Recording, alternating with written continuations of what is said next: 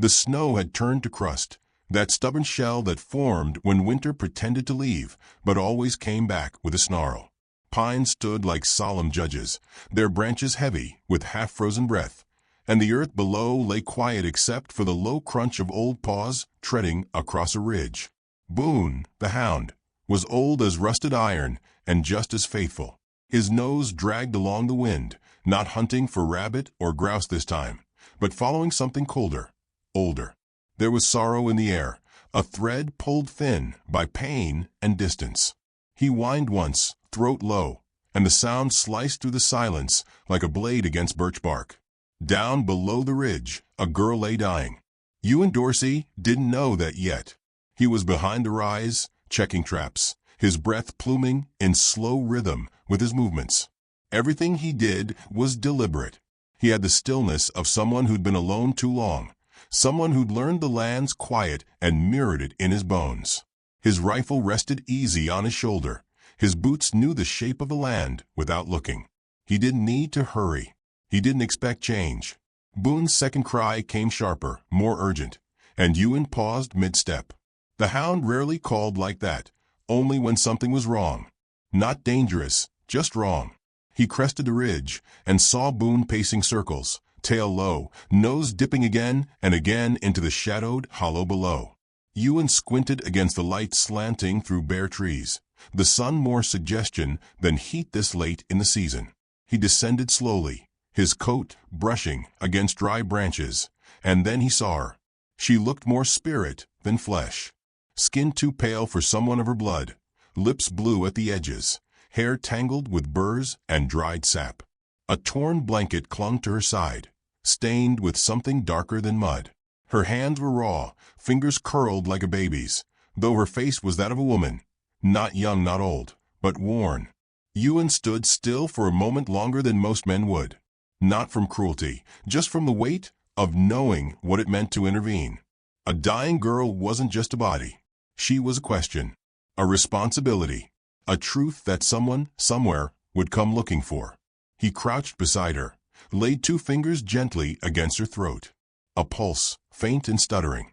Boone sat back on his haunches and whined, ears down. Ewan sighed, softly, the kind of sound men like him didn't often allow out. He didn't ask who she was, didn't curse the trouble. He just bent lower, slid his arms under her like lifting a fragile piece of time, and rose. She barely weighed more than his coat. Back at the cabin, the fire was already dying, but the warmth held. He laid her on his cot, stripped the outer layer of her wet clothes, careful not to look longer than he needed to. Her wounds were mostly bruises, with a slice down one calf and deep scratches on her ribs. Old, healing slow. No fresh blood. She'd been out there a while. He worked without speaking, boiled water, cleaned the cuts, wrapped her limbs in linen, so clean it smelled like pine and soap, one of the last bars left from a trade in town months back. He thought of nothing. He just moved. By nightfall, she hadn't stirred. Her breathing came thin and whistled at times, like wind through a cracked door. He sat across the room, watching, sharpening a knife that didn't need sharpening. Boone curled by the fire, twitching in half-dreams. That night, a storm crept in, not loud, but steady. Snow dusted the windows, the kind that fell silent and thick. Ewan added another log to the fire and stood for a long time at the edge of the room, looking at the girl. She murmured something then, in sleep. A name, maybe. A fragment. Sonny. He repeated it once, not aloud, just in the hollow of his chest. The next morning, the frost on the windows painted ghostly trees. She hadn't died. That was something. He sat with a tin of beans and a strip of venison, eating without hurry. She'd need broth. He'd make it later. He didn't ask where she came from. Not yet.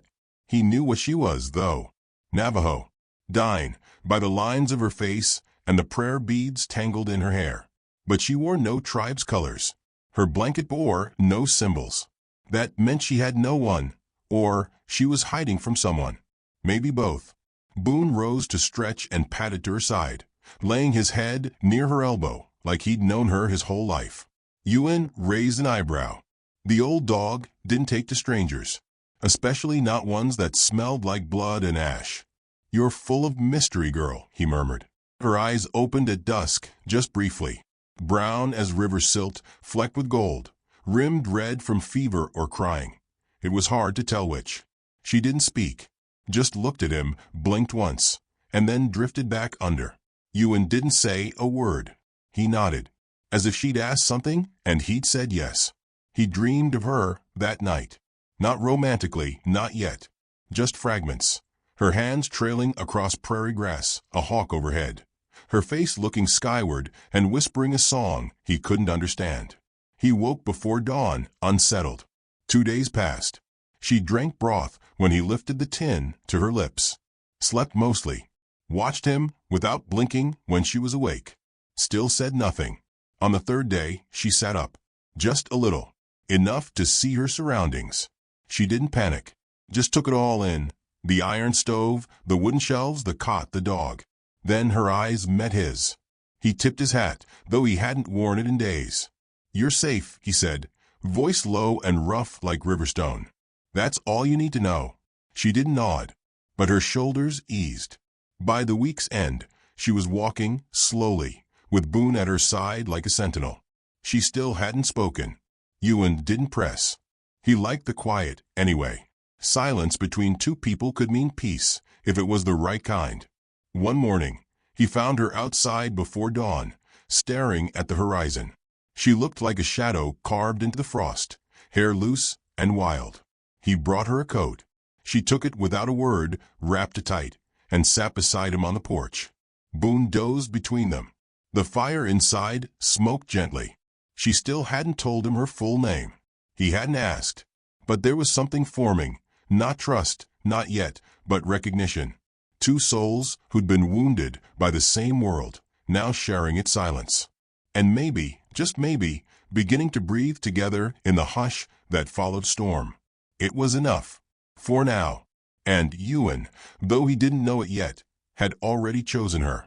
Long before he knew who she truly was. The days settled like dust, soft, slow, inevitable. Out here, time didn't shout.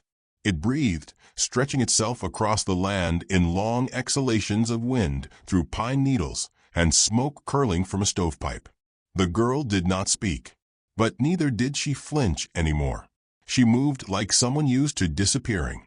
Even as her wounds closed, she remained half-shadow, drifting from corner to corner of the cabin with a kind of reverent stillness. She touched little, sat often, watched more than anything. Ewan didn't press her. That wasn't his way. He let the silence be a shared blanket, folded gently between them. Sometimes they sat at opposite ends of the room, him whittling or fixing a boot sole, her threading twine through old beads she'd salvaged from her torn blanket. There were hours where nothing was said, but everything was noticed. The girl, Sonny, if that sleep-whispered name truly belonged to her, began to rebuild herself in tiny ways. She started eating more, stirred her own tea.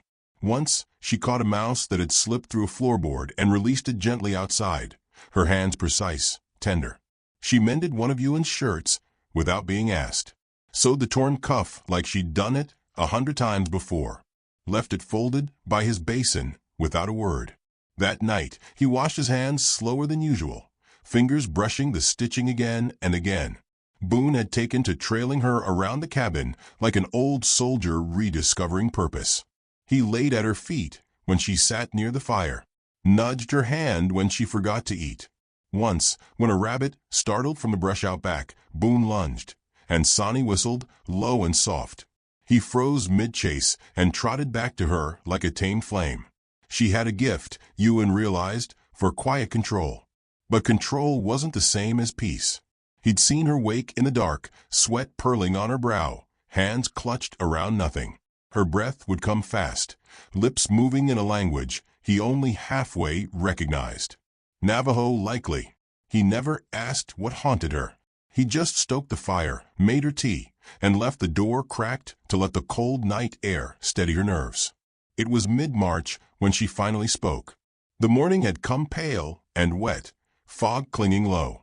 Ewan was repairing a broken hinge on the barn door. Sonny stood nearby, watching the trees like they might speak first.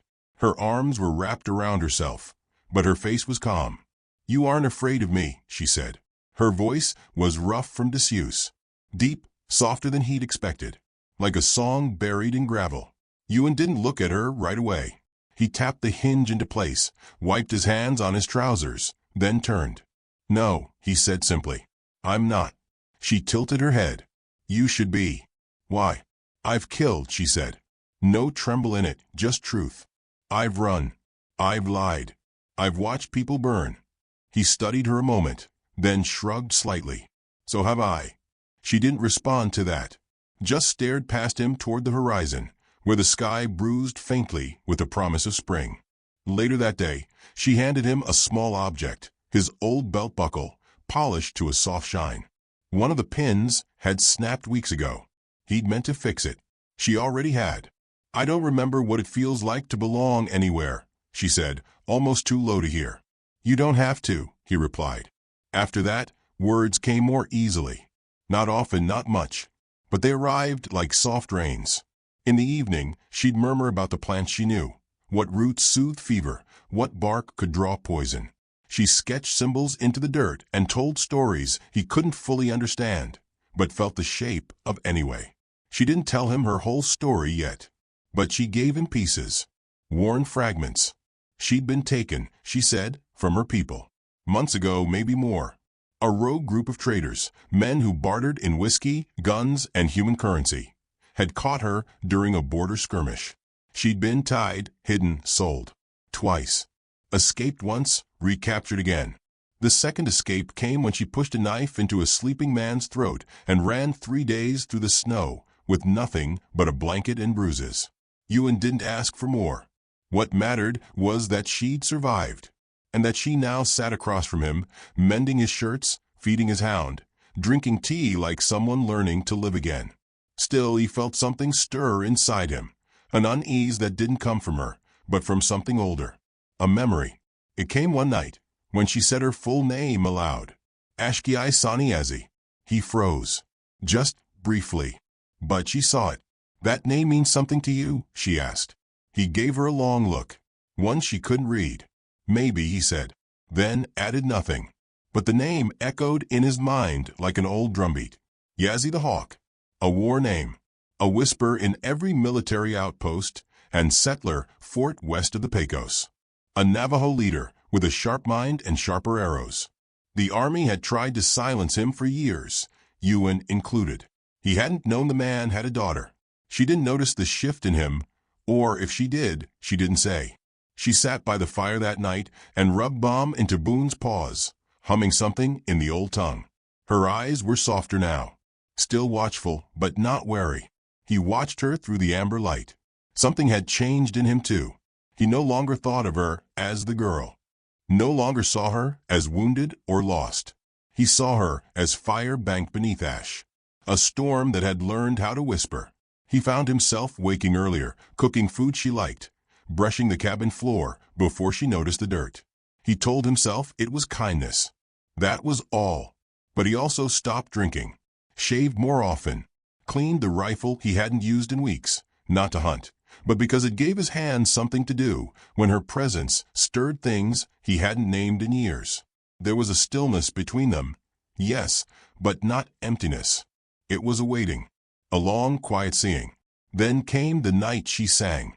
He'd stepped out to gather wood, came back to hear her voice rising, soft, deep, almost like breath caught in wind chimes. The words were old. He didn't know their meaning, but they pulled at something behind his ribs. She stopped when he entered, looked down, almost embarrassed. "Wasn't for you," she murmured. "I know." But he'd heard it.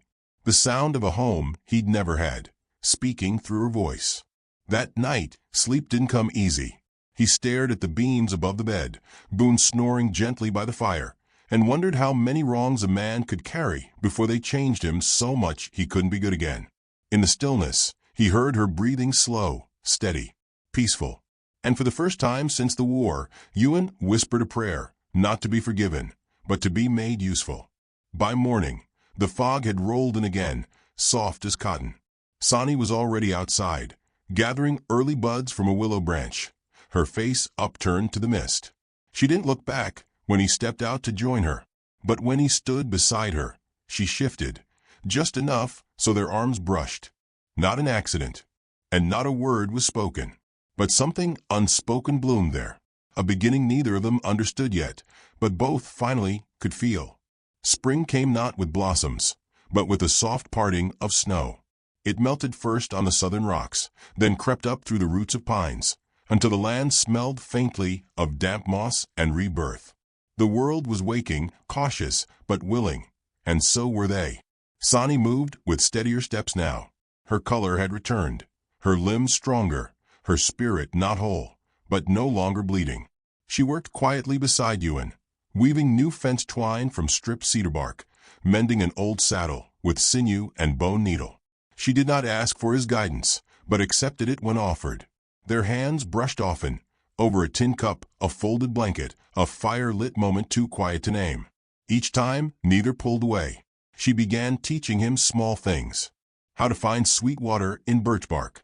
Which plants whispered poison beneath pretty leaves. The Navajo word for cloud, for fire, for peace. He pronounced them awkwardly, tongue too stiff, and she would smile without showing teeth. Once she laughed. Not just a breath through her nose, but a full, sun-warmed sound that startled a raven from its perch. He looked at her then, long and full, and she met his gaze without shrinking. She carved something, one evening, from a piece of juniper wood. It was small, only the size of his thumb, but shaped like a hawk in flight, wings tucked, beak sharp.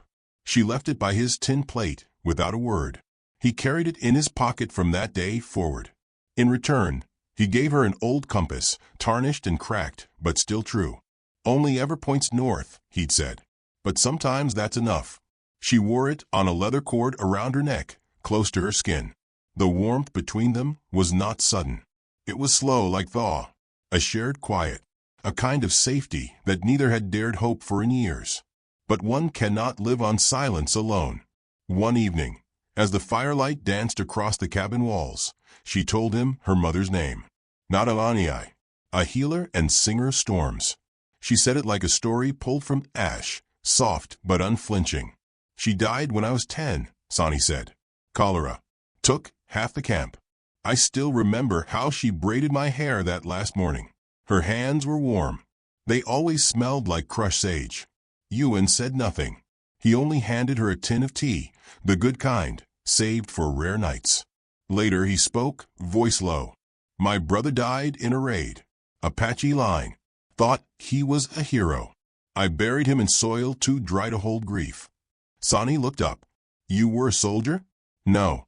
Scout. Same collar. Less certainty. She didn't flinch. Just nodded. They understood each other then, not through facts, but through the shape of old wounds. How they laced themselves into a person's posture.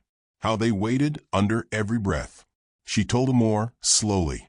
How the second man who took her had tried to rename her, called her Ruth, told her to forget her native tongue, her gods, her name. But I never gave him my stories, she said. I buried them deep.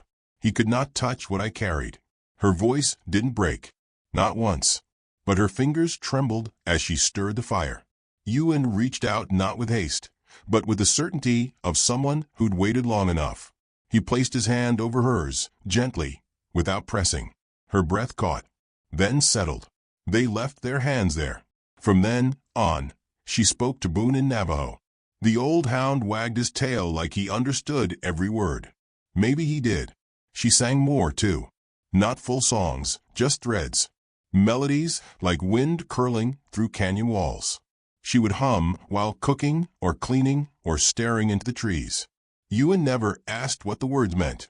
Some things were meant only to be felt. And he began changing too. Not outwardly, but in the way he moved. Lighter, less guarded. He whistled sometimes. Mended a cracked window he'd ignored all winter. Brought her a mirror he found buried in a drawer, wiped clean with the corner of his sleeve. One morning, she was standing by the porch steps, braiding her hair, when he stepped up beside her and asked softly, You planning to stay? She didn't answer right away. The braids slipped through her fingers. She looked at him then, not like a stranger, but like someone seeing the shape of something long hoped for. Maybe, she said. "If I'm wanted." He didn't reply. Instead, he reached over, gently, and finished the braid. The first real kiss came days later. Not in a rush. Not even with intention. They were tending the garden bed together. What little soil could be coaxed into life this early? She knelt to pat down the dirt. He leaned to hand her a seed pouch. Their faces turned at the same moment, and their breath mingled. Her hand rose to his cheek, fingers light as wind. His lips found hers. It was not desperate. It was not perfect. But it was real. Afterward, neither spoke. They didn't need to. But not all storms stay gone. One night, as they sat near the fire, she took the compass from her neck and set it in his hand. "My father gave me one just like this," she said. Before he vanished, before everything burned, he turned it over slowly, thumb tracing the cracked glass. "What was his name?" he asked, though he already knew. "Yazzie," she said, voice tight. They called him the Hawk.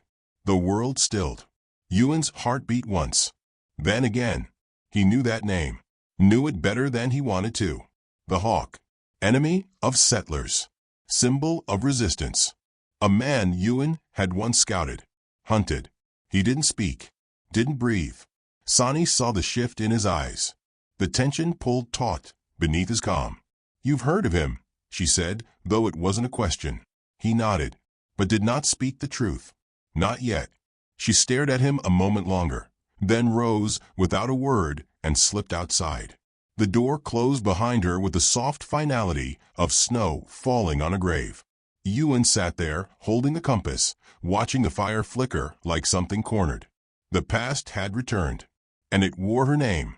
The wind shifted 2 days later. It came not from the south, like the breath of spring that had begun to tease the land open, but from the west, dry, bitter, and wrong. Ewan felt it before he heard the hooves. A thrum in the earth beneath his boots, the kind that carried men with intentions sharpened to steel. He stepped out from the cabin slowly, the rifle not in his hand, but leaning within reach, should the air demand it. Boone growled low, a warning rumble stitched into the trees. The rider emerged through the mist with a face too familiar. Hale Fisher, one of the leaner, meaner mouths that used to haunt the Army's scouting lines like a carrion bird. Same scar beneath the eye, same boots never properly cleaned. His grin was slow and crooked as a bad gait. "Didn't expect to find you up here," he called, reining his horse near the porch. "You vanished like ghost smoke, Dorsey." Ewan said nothing, just nodded once and stepped down. Fisher's eyes roved, not over the land, but toward the faint plume of smoke curling from the chimney. "Someone with you?" Ewan didn't flinch. "Just Boone." Fisher snorted. "Right. Saw signs. Small feet. Fresh prints. Not yours." He leaned down, voice dropping. "Word is Yazzie's brat's still breathing. Escaped the plains militia last winter. Some say she killed 2 men with her bare hands. Price on her head's not small." Ewan let the silence hold. Fisher dismounted, brushing dirt from his coat. "Thought maybe she came this way. You always were a soft touch for ghosts." The words sat like stones between them. Inside, Sonny watched through the crack of the cabin's back window, her breath shallow, her hands clenched around the compass, now tucked beneath her blouse. She recognized the man's voice. Not his name, but the cruelty in the tone. It was the sound of traders who spoke of women like meat and death like business. Ewan didn't move. "You think she'd come here?" "To me." Fisher grinned. "I think you've got a history with her kind.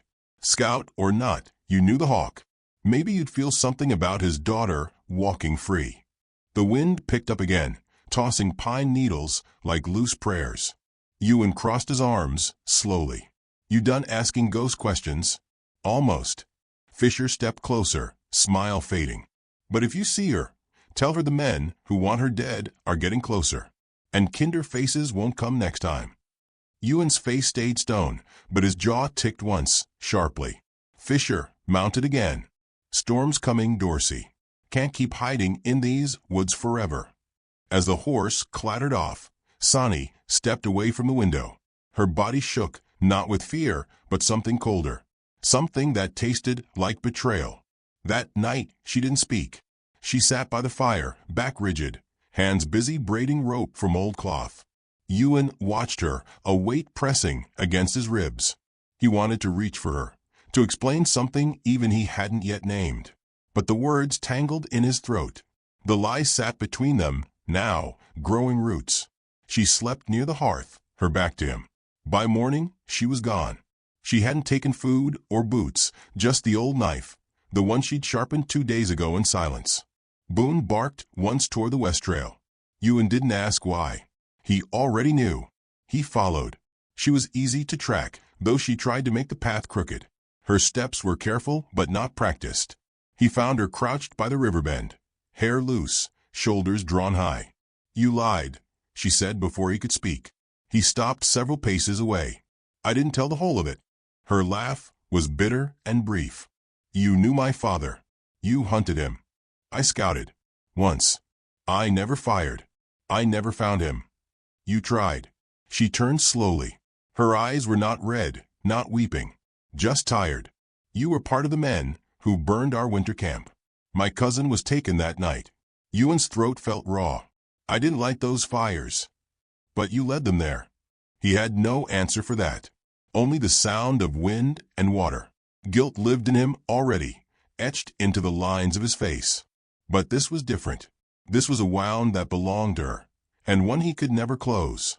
"I didn't know you were his daughter," he said. "But if you had—" Her voice rose slightly, not angry but desperate. "Would you still have pulled me from the snow?" He didn't answer right away. "Yes." The word hung there, thin, fragile, true. She stared at him a long time, then sat back on the ground, arms wrapped around her knees. Her voice dropped again, quieter. "I've lived a long time with men who thought my life worth less than a bounty. I thought you were different." "I am," he said. "Then why didn't you tell me?" "Because I wanted to be better first." They sat in silence. The river kept moving, unaware of names or sins. Boone trotted up, nose dusted with pollen, and laid beside her, without hesitation. She didn't push him away. "I loved my father," she said softly, "even when I didn't understand him. He wasn't perfect, but he never stopped fighting for us." "I know," Ewan said. "That's why they feared him." She tilted her head. "Did you?" "I didn't understand him. Not then. I only saw what they told me to see." She looked away again. "I didn't expect to find someone like you out here," she murmured. He walked closer, slowly, then knelt beside her. Not touching, just near. "I don't ask forgiveness," he said, "but I want to give you something true. No more hiding. No more silence." She looked at him then, eyes full of storm and sorrow. "And what if the world comes for me again? Then it meets me first." Her breath caught, but she didn't cry. She stood. He rose beside her. "We'll go back," she said, voice steady now. "But we can't be who we were yesterday." "I know." As they walked, he didn't try to hold her hand. But their shoulders brushed once, and neither moved away.